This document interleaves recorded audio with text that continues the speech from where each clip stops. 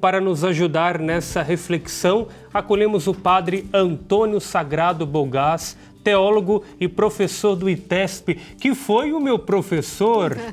Bogás, bom dia, que alegria. Lembra de mim ou não? Imagina, Pablo, como não?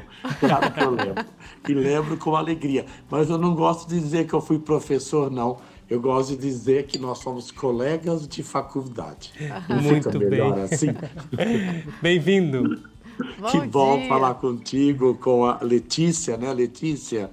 Que bom falar com vocês. Deus nos abençoe para falar de um tema tão iluminado, tão cheio de graça, tão cheio de Jesus, de luz, de Maria, no Amém. colo de Maria.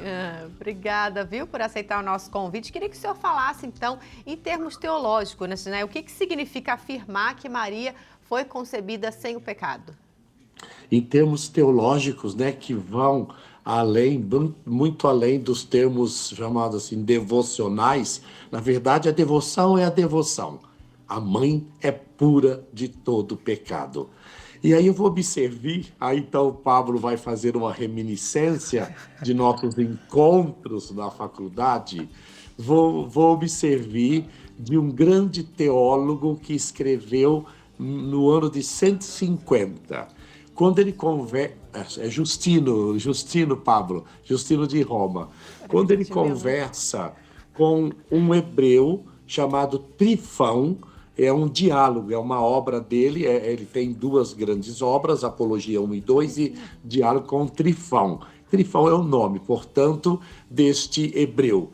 E ele então vai explicar, né, para ele como que é essa concepção de Maria.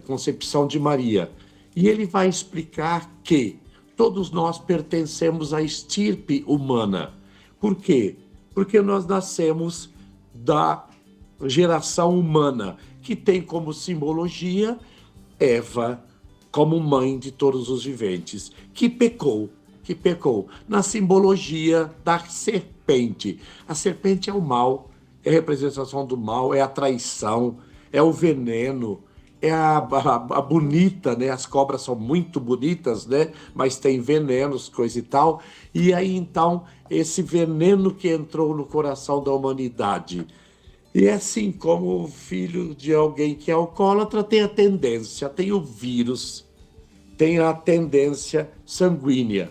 Então, nós já nascemos com essa herança de quem tem a possibilidade de pecar. Quem tem no coração a possibilidade de pecar. É como um erro que a gente não cometeu, mas está no gatilho. Porque nós temos esse pecado original, essa ruptura originária dentro de nós. E aí, então, ele vai explicar que para Deus mandar seu Filho ao mundo, o que ele chama de Logos divino, a semente do Logos divino é plantado na vida de Maria. E para plantar essa semente maravilhosa, absoluta, é o próprio Deus, como a gente prepara o terreno quando vai plantar a alface, quando vai plantar o trigo, o arroz, como a gente prepara as crianças para receber a Eucaristia.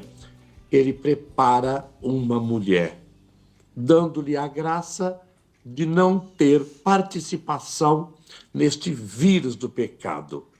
E aí, então, ele vai fazer com que Maria seja plena de graça. A fundamentação bíblica é o que a gente está lendo na missa, né? Eu já fui na missa hoje, já rezei, o pessoal já está nos acompanhando, vamos celebrar outra de noite. É esta: o anjo chega e pede para Maria, mas antes ele cumprimenta, ele dá a condição de Maria, não exige, ele diz: ave cheia de graça. Ave cheia de graça. E aí, então, este nosso teólogo, né, o pai da igreja, vai dizer que Maria é a nova Eva. Porque Paulo já tinha falado, não é verdade? Paulo já tinha falado que Jesus era o novo Adão. Com ele se renasce, se refaz a humanidade. Não mais de barro, não mais de matéria, de elementos materiais, mas refaz com elementos espirituais. Então, Jesus é o elemento espiritual por excelência. E Maria é a segunda Eva. Até eu brincava hoje na igreja que tinha uma imagem da Imaculada, e a gente conhece, né, Letícia e Pablito, a gente conhece os santos, as imagens, pelos elementos simbólicos, os adereços, diríamos assim. E aquela faltava, ela pisando na serpente. É exatamente o símbolo. O mal entra no mundo através de Eva, pela serpente, e é Maria quem vai pisar. Maria passa na frente, pisa na cabeça da serpente, né? E então nós vamos reconhecer Maria como aquela que pisa na cabeça da serpente. Por quê? Porque ela é a negação de máculas. Máculas. É o grande dogma, né? Vocês já anunciaram no começo, celebrado pelo Papa Pio IX, em 1854. Eu me lembro, eu era pequeno, eu me lembro. Calma, Letícia, eu me lembro quando me ensinaram isso. Perfeito, Muito padre. bem. Inclusive, eu dizia há pouco aquela máxima de Santo Irineu que eu aprendi com o senhor. O nó da desobediência de Eva foi desatado pela obediência de Maria. Que bonito, não, professor? A desobediência sintetiza, de Eva, né? Só fala. Exatamente.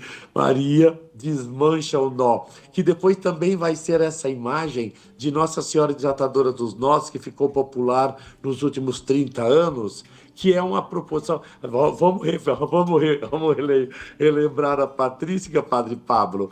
Então, isso mesmo.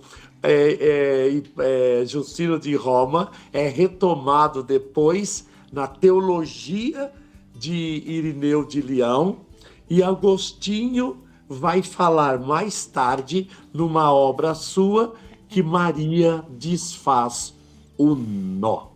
Então, Maria é a desatadora dos nós. Que nós? Os nós que nós fizemos na vida, que o ser humano faz. E quem está por trás de desmanchar os nós?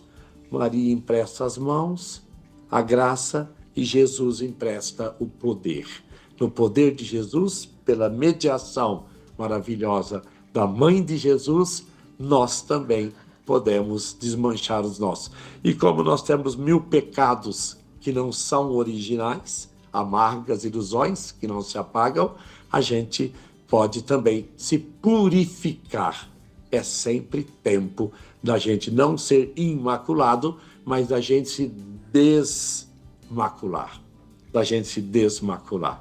Eu não sei se eu posso falar mais um pouquinho, mas eu tenho aqui as informações que está num livro meu com o professor Hansen, O Dogma da Imaculada, proclamado pelo Pio IX. Foi uma grande festa, porque a igreja estava sendo muito perseguida naquele período pela tentativa da unificação da Itália, né, que se deu depois em 1870. Olhem só, para aquele ano, 1854, tinha 53 cardeais, 43 arcebispos e 100 bispos. Vocês imaginem a quantidade de padres, e mais de 50.000 romeiros estavam em Roma.